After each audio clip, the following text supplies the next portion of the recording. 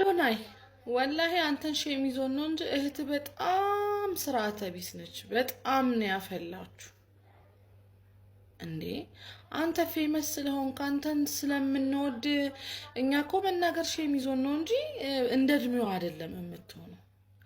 ማየት በሌለባት ሰዓት ሁሉን ነገር አይታ ማየት ባለበት ሰዓት ህይወት እንዳይሰለቻት እንዳይልቅባት ህይወት ምፈራላት ነገር ማለት ነው። እንዴ አንተ ብዙ ሴቶችን ትመክር የለ እንዴ? ለምን ለእህትህ ሲሆን ገሸሻልክ? በነገራችን ላይ የኢትዮጵያ ህዝብ ሼም ስለሚይዘው ነው እንጂ በጣም ቆይቷል ጭጓራው ከተቃጠለ። እንደ እድሜያቱን በተለይ ይሄ ኢትዮጵያ ነው፣ ሀበሻ ነው። ሀበሻ በእድሜያችን እንኳን ሆነን ከአይን አላመለጥንም። እኔ በሷ እድሜ ወላሂ ልጅ እንዴት ነው የሚወለደው ስባል በሆድ በኩል እንዲህ ነው የሚወጣው ምል ሰው ነኝ። አይ ደስ አይልም። እንዳንድ እህት እንዳለው ሰው መመክርህ ነገር እህትህን ደበቅ ሰተር አርግ። በኋላ ማልቀስ ጥሩ አይደለም። እህትህን ደበቅ ሰተር አርግ። ያ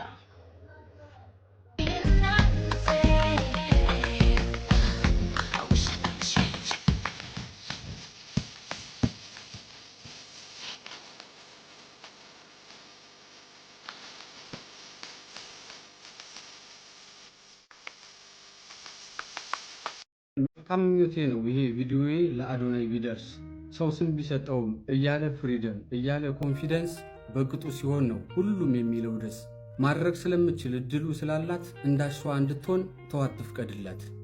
በላይክና ኮሜንት ገምታ ዋጋዋን ነፃነት በሚል ስም አታጣም ነገዋን። ጎበዝናት አቅማላት ያንን አንክድም፣ ግን አቅጣጫ ሳያት እንዳትሄድ አግድም። ቀለል አድርገን አይተን የጀመርነው ለሙድ ዋጋ አስከፍሎናል ዳርጎናልም ለጉድ። ኖርማል ነው በማለት ያረግነው ለፈታ እንድንገኝ አድርጓል ከማይሆንም ቦታ።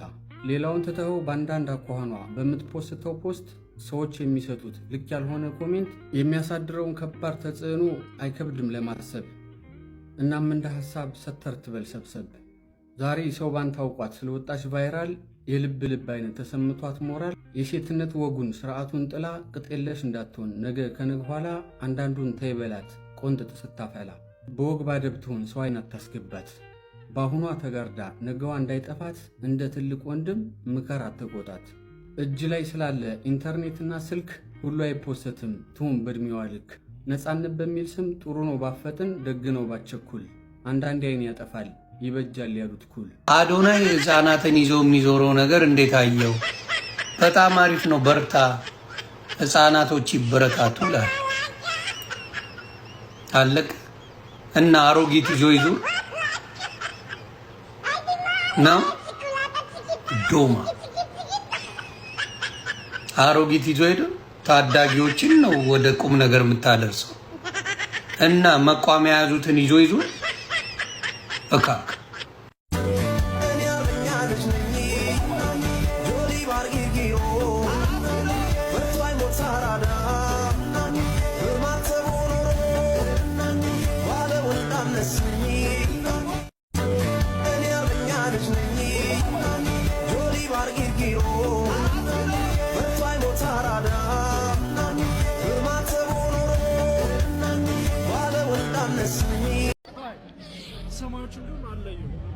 እኔ ህሊና እባላለሁ።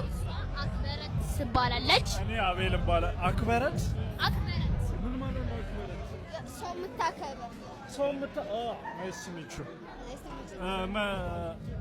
ምን ልበል? አይ ሰላም እንዴት ነህ እኮ ጠይቅ ያታለ ምን ነው? እሺ እንጠይቅ። እንዴት አየው ይሄ ነገር? እንዴት አየው? ሾውን በጣም ጸዴ ሾው ነው። አይ ቲንክ እኔ ከዚህ በፊት ብዙ ፋሽን ሾው ምናምን እንትን አላልኩም፣ ግን ለፋሽን ኢንዱስትሪያችን ለሀገራችን እኛም እንደዚህ እንድንዘንጥ እናንተም እንደዚህ እንዲያምርባችሁ አበረታቶናል እና ሀገራችን ውስጥ ኤክሳይትመንቱ ምንድን ነው? ማይኩን አንቺ ላይ ታደርገዋል። እሺ አውቃለሁ።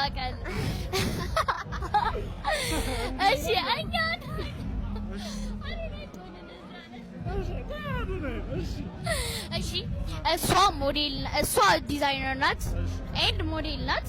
የሞዴል መሆን ግን በጣም የምትወደው ዲዛይነር መሆን ነው። እኔ ደግሞ በጣም ወደው ደግሞ ትንሽ ዲዛይነር መሆን ፈልጋለሁ፣ ግን በጣም ወደው ደግሞ ሞዴል ነው። እኛ ለቀጣይ እንደዚህ እንደምሆን ምን ትላላላችሁ? እርግጠኛ ነው ወይ? ተስፋ ልጣልባችሁ?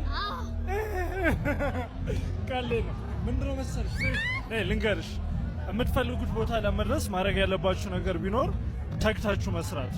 አሁን እኛ ለምሳሌ አቢሲኒያ ቫይን ምናምን የምታውቁን ከሆነ ከድሮ እናመሰግናለን። ከድሮ ጀምሮ ፓሽን ነበረ። አሁን እኛ 12ኛ ክፍል ጀምሮ ነው መስራት ጀመርነው። ከዛ በፊት ግን ልጅ እያለ ምናምን ቪዲዮ ኤዲት እናደርግ ነበረ፣ በስልካችን ቪዲዮ እንቀርጽ ነበር ምናምን። ስለዚህ አስሮንጋስ አይምሯችሁ እስከመጣችሁ ድረስ የምትፈልጉት ነገር ላይ ቼስ ማድረግ ትችላላችሁ።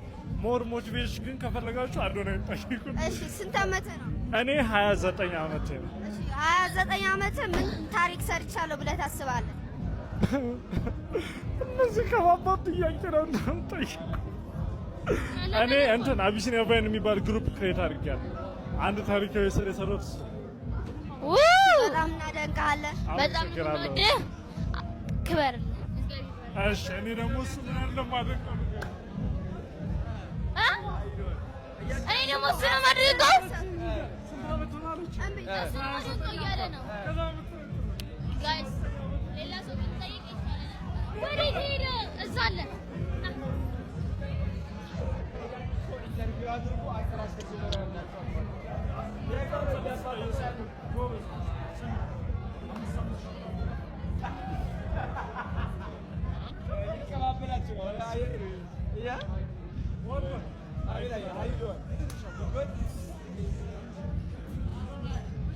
ህሊናን ሾፒንግ ይዤ ወጣው ማለት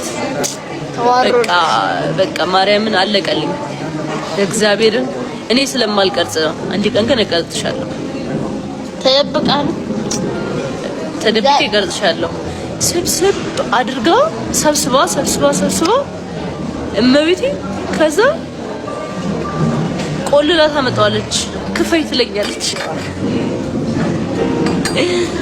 ማርያም እንዴ በቃ የሌለ ነገር ነው የምትሰበስበው። እኔ እሷ በምታመጣቸው እቃዎች ራሱ እኔ ትላለሁ እመስጣለሁ። በጣም ያማምራሉ። ከዛ ጃኒ ትወስድብኛለች። እኔ ከእሷ ራሱ የተመቸኝ ነው ዘል ምቅንፍ ነው ምንም በጣም እኔ አድጌ ማለት ነው። ላንቺ ሾፕ ላይ አስቸጋሪ ነች። ሾፕ እኔ ነኝ ሾፕ አድጌ እኔ ነኝ ሾፕ ማድረግሽ ታያለሽ። ዝንጀሮዎች ሊቀነሱ ስለሆነ በሚሰማ የመሳሪያ ተኩስ ድምጽ ህብረተሰቡን እንዳትደናገጡ ሲል የነጭ ሳር ብሔራዊ ፓርክ አስታውቋል። ዝንጀሮዎቹ የሚቀነሱት በአርባ ምንጭ ከተማ ማለትም በቴሌቪዥን ሰፈር፣ በአርባ ምንጭ ዩኒቨርሲቲ፣ በአርባ ምንጭ አየር ማረፊያና በአርባ ምንጭ አጠቃላይ ሆስፒታል በተደጋጋሚ ግጭቶችን እየፈጠሩ በመሆኑና ይህንንም ተከትሎ የቴሌቪዥን ሰፈር ነዋሪዎች በዝንጀሮ መንጋው የደረሰባቸውን ጉዳት በመጥቀስ ተቋሙን ከሰው የፍርድ ቤት አፈጻጸም ውሳኔ ተቋሙ ስለደረሰው ነው። ስለሆነም ከትናንት ቀን 10 ጀምሮ በተጠና መንገድ የዝንጀሮ ቅነሳ ስራውን ስለምንጀምር የአርባ ምንጭ ህዝብ የጥይት ድምጽ ሰምቶ ድንጋጤ ውስጥ እንዳትገቡ ሲል ተቋሙ አሳስቧል። ቅነሳው እስከመች እንደሚቆይ ግን የተባለ ነገር የለም። ይህንን መረጃ ለምታውቁ ሰው ሁሉ ሼር አድርጉት። መልካም ጊዜ